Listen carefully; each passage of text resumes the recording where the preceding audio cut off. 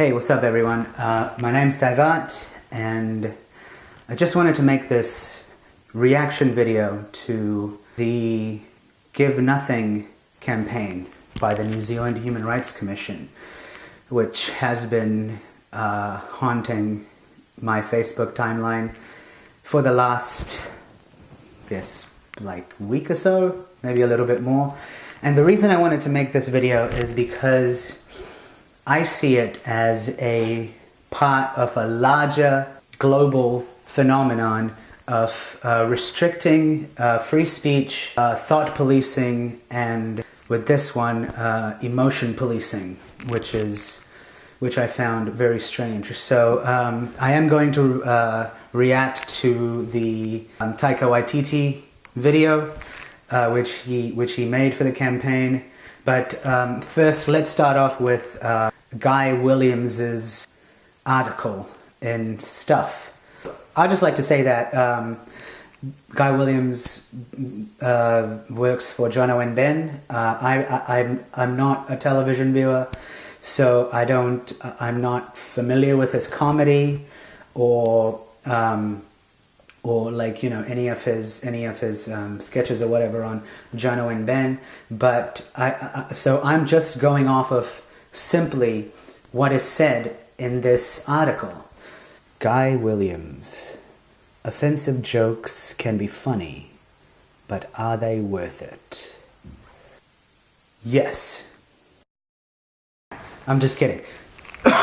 So let's dig into the article. Like all good stories, this one starts in Palmerston North.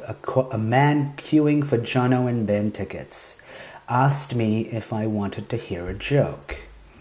He was filming on a selfie stick. Now, I've learned from many horrific experiences that selfie sticks are a big red flag. They're right up there with red peak profile pictures or 2 tickets to that anti-vax movie. I responded honestly from my heart. I can't think of anything I would less like to do in my life. The poor guy was so sad, so I backpedaled quickly. Okay, say a joke, as long as it's not racist or sexist. Straight away he said, okay, don't worry about it then, and put his camera away. I laughed out loud. I wish he'd filmed it. So here in the first part, he is laughing about being able to shut down, restrict, and shame someone into not saying what they were going to say, which is not concerning at all. A sick part of me thought he should have exploited my accidental loophole and agreed not to say anything racist or sexist, and then told a horrible homophobic joke to spite me. Are those the only choices? What about an Islamophobic joke or a transphobic joke? How about a Hindu-phobic joke? This was my first day in Palmy, and it set off a weird trend of people wanting to A, tell me racist jokes, or B, complain to me about how you can no longer say racist jokes. I've got great news for these people. You can say racist jokes whenever you like, and you can say sexist or homophobic jokes often as you like. Now be careful. There is a catch to this excellent comedy opportunity. An offensive joke could hurt people's feelings, perpetuate negative stereotypes, and alienate some or all of your audience. Yes, but it can also make someone laugh. And I think that shaming someone for attempting to make someone laugh is again, thought policing, emotion policing, all of those things, you know? You have to be prepared for people to not agree with you or to not like you for saying it. And then when you say, oh, come on, it's only a joke, I will probably think that you're stupid or ignorant for even attempting it. So an offensive joke is a risky joke to make. Take it from me, as someone who has alienated their audience hundreds of times, both intentionally and unintentionally. You can say whatever you like, but people might think less of you because of it. I would even say that, that is a chance you take as an artist, which is what a comedian is an artist. And an artist should be allowed to take risks, say what they want to say, how they want to say it, without having to censor themselves. Because I think society would have its own reaction, which it is entitled to, and the artist has to take that. Old crackpots love to complain that political correctness has gone mad. But if it stops a minority from feeling crappy about themselves, or slows down a perpetuation of a harmful stereotype about gay people, then surely it's a great thing? Okay, so key word, minority. So is it okay if it attacks the majority, perpetuates harmful stereotypes about the majority, even though the majority is also just made up of people whose feelings can also get hurt? I love shock comedy and offensive humor, and I love political correctness. Do you not see how oxymoronic that statement is? To me, political correctness isn't a law or a rule. It's a set of helpful guidelines which teach me how not to be an insensitive douchebag, my natural state.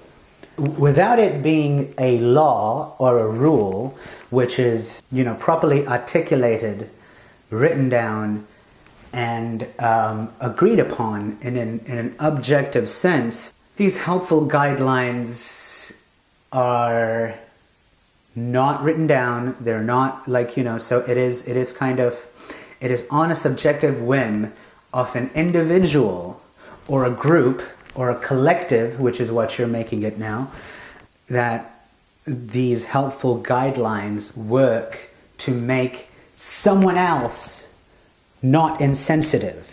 And I think that's really dangerous, because then you create an other. I've learned that comedy would probably be a lot better off if people left out cheap racial material that punched down and focused their offensive comedy cannons upwards at the powerful instead. So this is a very concerning statement. Comedy would be a lot better off without cheap laughs. Or laughs aimed not at minority, but at someone powerful. What defines powerful? Someone who has a lot of money? Someone who is, dare I say, white? If you use that term like minority, majority here in New Zealand. And again, powerful is something that they've made into a collective, like basically saying that, oh, it's okay to make fun of these people over here, but not okay to make fun of these people over here because they are somehow not at the same level of humanity. You see how dangerous that is? You can't say anything anymore is something I hear a lot of comedians, is something I hear a lot from comedians just before they go out and do a hack routine based on lazy stereotypes. You can say whatever you want. It's one of the great freedoms and privileges of living in New Zealand. Sometimes we take it too far. It wasn't long ago that Brian Tamaki blamed the Kaikoura earthquakes on homosexuals. Brian Tamaki is not a comedian. He's not an artist. He's a pastor. And obviously he said some stupid shit. We all thought that was some stupid shit. He should be allowed to say stupid shit, and people should be allowed to think that it's stupid or not stupid. Because if there's one thing we all know about Kaikoura, is that there's a huge gay scene down there. Gay friends would always tell me there were 3 gay capitals of the world: San Francisco, Sydney, and Kaikoura. You haven't lived until you've experienced an all-male whale cruise. On the flip side, it does surprise me when people try and say that offensive jokes aren't funny. They can be very funny. Comedy is partially about surprise, and there's no easier way to surprise or shock an audience like someone saying something that is horrifically offensive. But is that cheap laugh worth it when it's causing sometimes serious harm to its victim?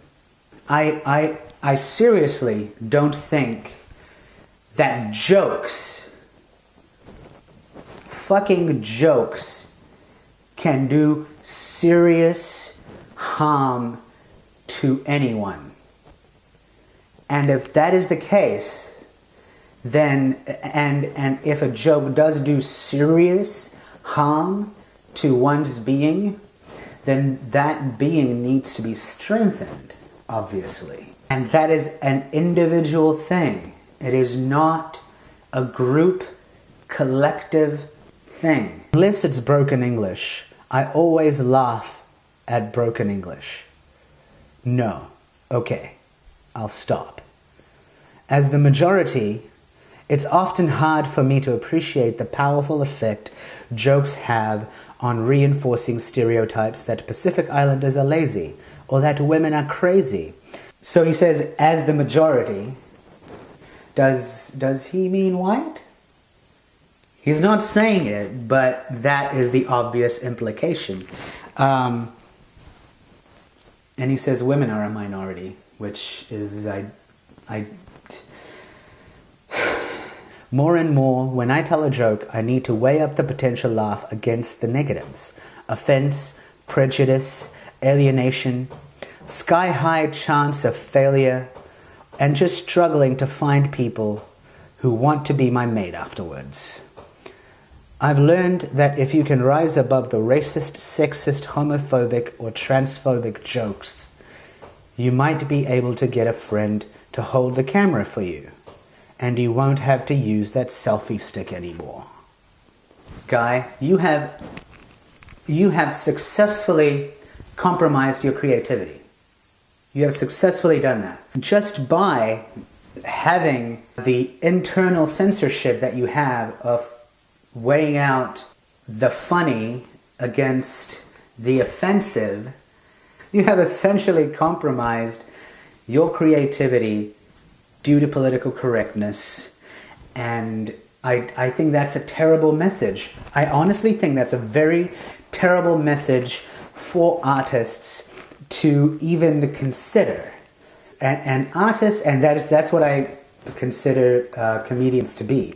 An artist should have full liberty to pursue and present their vision as they see fit. Now, once it has been presented, it can be absolute open season for criticism, backlash, whatever it is. But you censoring yourself as an artist to fit a political lens is what leads to mediocre shit.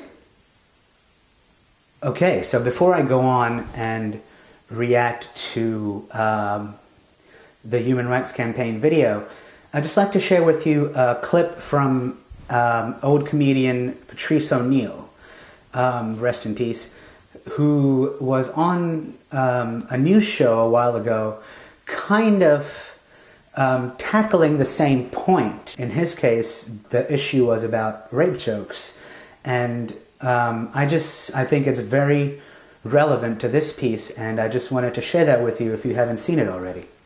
Check it out. More CBS radio firings. They've been on a tear lately. All right. Are they cleaning house, or is this the PC cops run amok? You know what it is, John. You know what it is while you're reading that paper. It's the PC cops run amok. Well, you think she's a PC cop? Of course she is. She has an entire encyclopedia of her stance on it, but it's no passion involved. It's not a real, this is just what she has to say. We are outraged and fired and fired and fired. Name calling. I'm outraged. I am outraged. You should be outraged. I am a fool. Now, if I called you a fool, ah! You know what?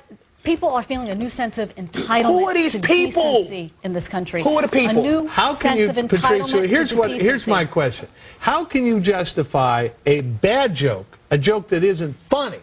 Oh, wait a minute. Go ahead. An attempt that isn't funny, doesn't get any laughs, and is about raping the first black woman to ever become the Secretary of State of the United States. Throw that at me. Well, why not? The attempt is what I'm trying to fight for. The joke funny jokes and unfunny jokes are come out of the same birth. That you don't know if anything is going to be funny. You should attempt to be able to make anything funny. Don't you think a joke about rape is doomed to be not funny? It's possible, but I've heard them. You've heard a funny rape joke? I say a couple. Watch my HBO special. I'm pretty good at it. Yeah, Patrice says that if you're having sex with a woman, doggy style, and if you hit her in the head just the right time. No, it's ejaculate in her eye and kick her in the shin, and she walks around like, arg! It's the angry pirate. That's what she was trying to say. A violent act of hitting her in the back of her head, her body. It's called the donkey punch. Which will then. Why are you laughing? She's outraged. It's called the donkey punch. It's whole humor that she has no clue what it is. We have the same problem that Opie and Anthony does. You can't say just anything on the air. You can say anything you want. It might not be funny. You might get in trouble for it, but you should be able to be attempting. And plus, when is a crazy bum going to get an opportunity to rape the president? If the president's wife, John?